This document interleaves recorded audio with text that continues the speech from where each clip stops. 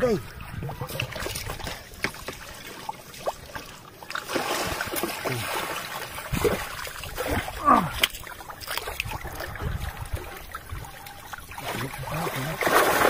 Yun!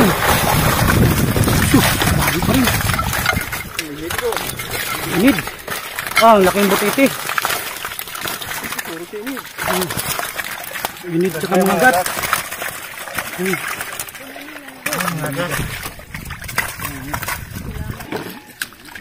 Doon na natin to tatanggalin sa pagdating doon sa cage.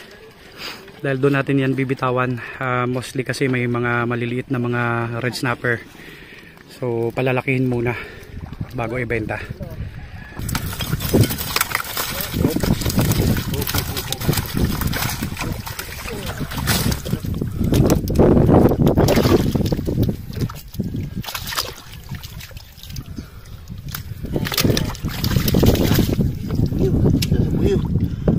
Kaya makabalos na siya.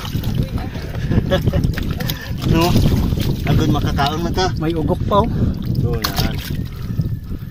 Mga gat. Yan, mga gat. Pakawalan yan. Pakul. Pakawalan so, din yan. Pakul ta nga iba sa klase. Pakul.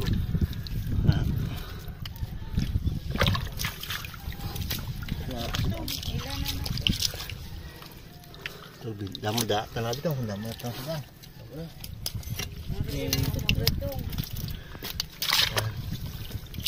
Ugok. Ay, mamay yung buyat itong ugok to.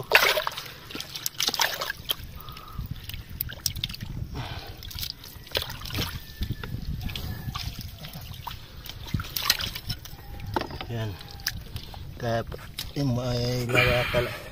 Magkano per kilo niyan ulit ninon? 360? Dati 550 no? Kunari ka dito sa itong pagkuha ko sa kadlaw. Kubunin ka dagko pa gani. Grabe no? Nag-harvest ko 31 kilos. Ah, dari tanan? Ito, sa isa ka cage. Sana kabuo.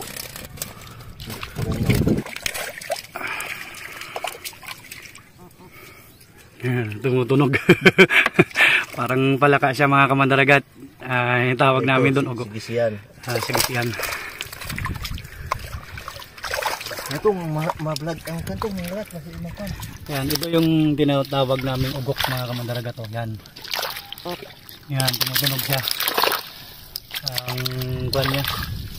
Ang tawag yan, sarap yan ipaksiw.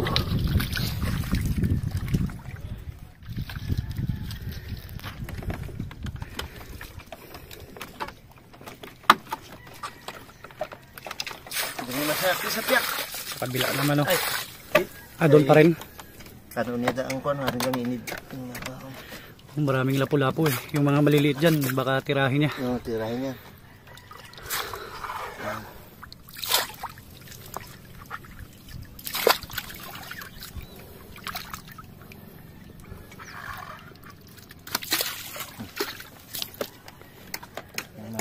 Yung mga maliliit. Maliit dito lang.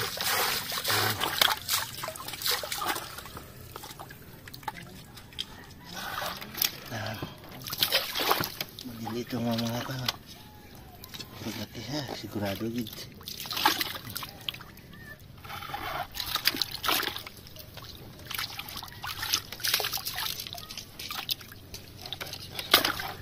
Yung maliliit dyan na ilagay no?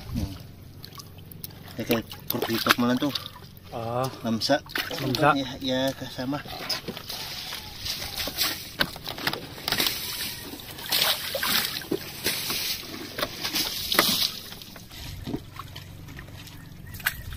So yan kamandaragat yung mga ulam na kinip nila. Malay mo? Pang ulam ito.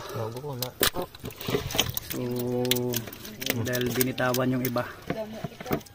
Tapos na yung paghatak sa tatlong trap.